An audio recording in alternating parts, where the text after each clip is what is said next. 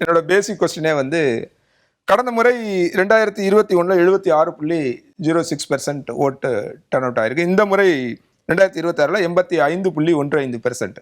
இது வந்து வரலாற்றிலே இல்லாத அளவுக்கு அதீதமான டர்ன் அவுட் அப்படின்னு சொல்றாங்க. அதுதான் உண்மையா? முதல்ல 2 விஷயம் நம்ம புரிஞ்சுக்கணும். எஸ்ஐஆர் நடந்ததுனால கிட்டத்தட்ட ஒரு 70 லட்சம், இப்படி 3-4 லட்சம் இப்படி அப்படி வச்சுக்கலாம், சுமார் வாக்குகள் நீக்கப்பட்டன. இந்த நீக்கப்பட்ட வாக்குகளினால் டினாமினேட்டர் குறையுது. 6.3 கிட்டத்தட்ட 5.7 கோடியாக, எல்லாமே அப்ராக்சிமேட்டாக சொல்கிறேன், 5.7 crore ஓட்டர்ஸுக்கு வருது. ஸோ இப்போ அந்த 5.7 சென்ற முறை 4.59 கோடி மக்கள் வாக்களித்தார்கள் 21. ஸோ அதை பார்த்தீங்கன்னா அது வந்து 73-74 அந்த சதவீதம் வருது. இந்த வாட்டி அதே 4.59 கோடி வாக்களித்திருந்தால் அது வந்து 81.3% வந்திருக்கும். ஸோ அந்த 81 வர வரைக்கும் ஒன்லி எஸ்ஐஆர் எஃபெக்ட். ஸோ நமக்கு கூடுதலாக வந்திருக்குன்னு பார்த்ததுன்னா அந்த 81.25 85 வரைக்கும் வந்திருக்கு இல்லையா, அந்த 3.5% கூடுதல். அது ஏன் முக்கியமானது அப்படின்னு இப்போ 2 இருக்கு. இப்போ பழைய தேர்தலில் இதை விட அதிகமாக வந்திருக்குது. இப்போ நிறைய பேருடைய ஆர்குமெண்ட் என்னன்னா 2006 2011 25 லட்சம் 30 லட்சம் வந்தது, அதுக்கப்புறம் ஒரு வாட்டி 46 லட்சம் வந்தது 2001. அதுல என்னன்னா உங்களுக்கு டினாமினேட்டர் பெருசு. இப்போ எப்பவுமே இப்போ ஒரு 50% 60% போறது கம்பேரிட்டிவ்லி ஈஸி. 60 70 அதை விட கொஞ்சம் டிஃபிகல்ட், பட் பண்ணிடலாம். 70 80 அதை விட கஷ்டம். இப்போ நீங்கள் பார்த்தீங்கன்னா 92 to 95 or 98 போகிறதுங்கிறது ரொம்ப ரொம்ப கஷ்டம். ஏன்னா அதில் ஒரு சில வாக்காளர்கள் இருக்கவே மாட்டாங்க.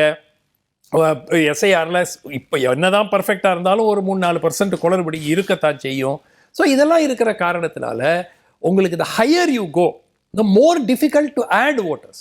ஸோ அந்த அடிப்படையில் இந்த 25 லட்சம், சுமார் 25-27 லட்சம் வாக்காளர்கள் கூடுதலாக இந்த முறை வாக்களித்திருக்கிறார்கள்.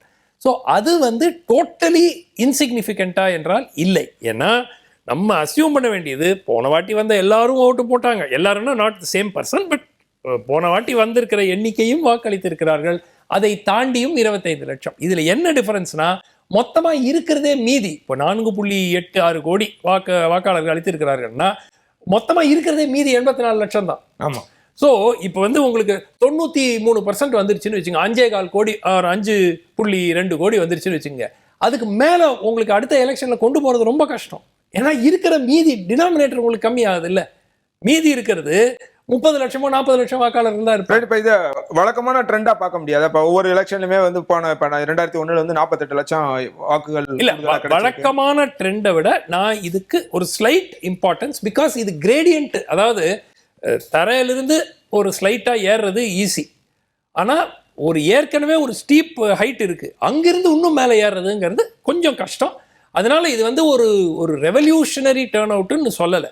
ஆனால் நிச்சயமாக அந்த 26 லட்சம் கூடுதல் வாக்காளர்கள் வந்தது நிச்சயமா வரவேற்கத்தக்கது. அது ஏதோ ஒரு அர்த்தம் இருக்கு. 23 லட்சம் சென்றா இருந்தது நினைக்கிறேன். ரைட்.